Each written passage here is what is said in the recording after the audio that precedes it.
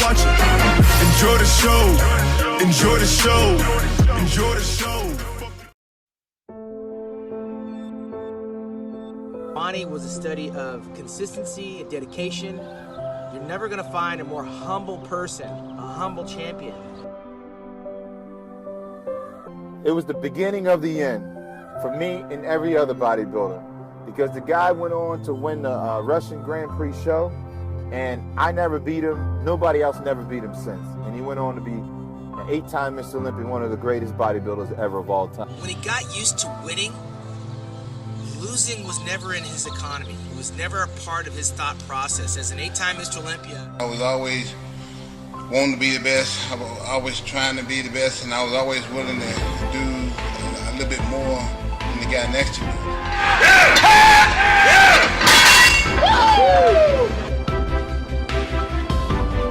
Watching Ronnie Coleman come from the back of the pack to become arguably the greatest bodybuilder of all time in an age where it was very competitive, where guys like Flex Wheeler and Kevin Levrone and Nasser El Sabati and myself were all nipping at his heels to try to take that title away.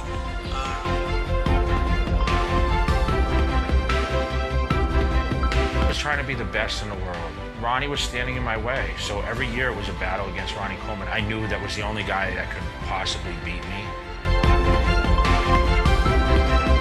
This is a guy that lifted weights that nobody else could lift.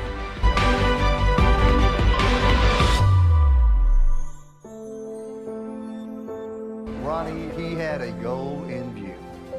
He wanted to be the #1 bodybuilder in the world. But of course, eventually, with the massive weights that he was lifting, those discs can many, many times pay a pretty heavy price. But like Muhammad Ali, Ronnie Coleman is fighting every one of the physical challenges that he's got. He knew there was going to be a price to be paid to be as great as he is.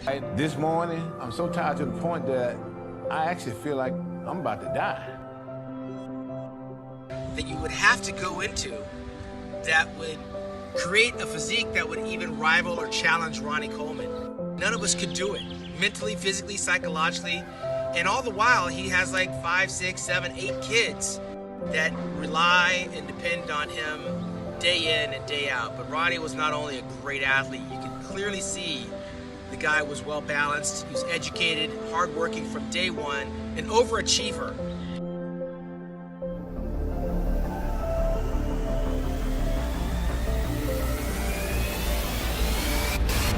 Everybody want to be a bodybuilder, but don't nobody want to lift no nigga.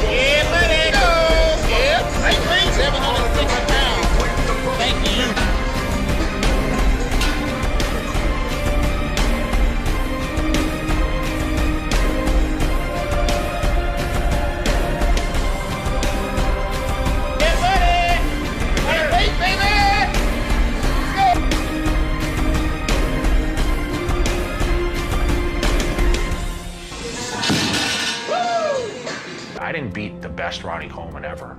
I don't want people ever to think like, oh, well, Ronnie was at his best and Jay was at his best. It's not the case.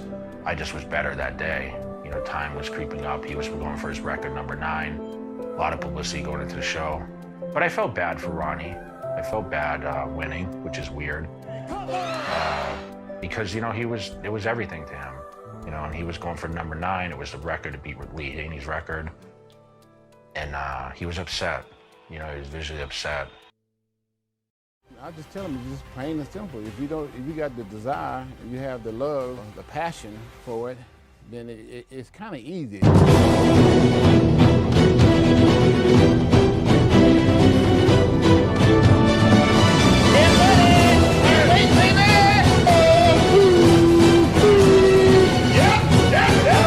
right.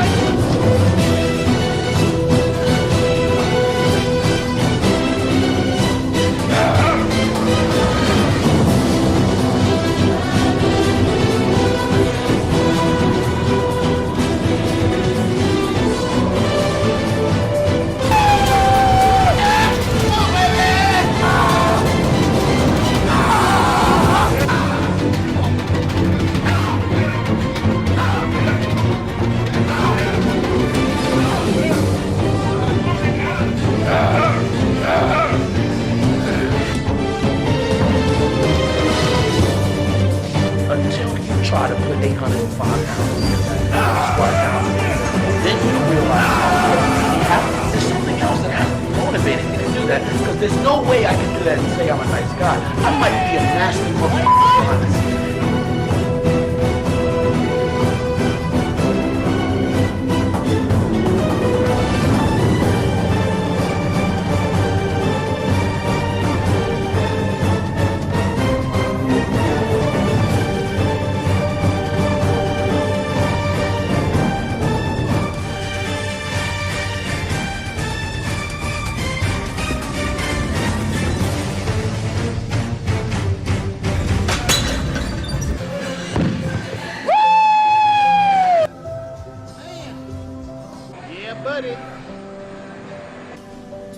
Have the love, desire, and the passion for something, I'll say that you're doing the wrong thing.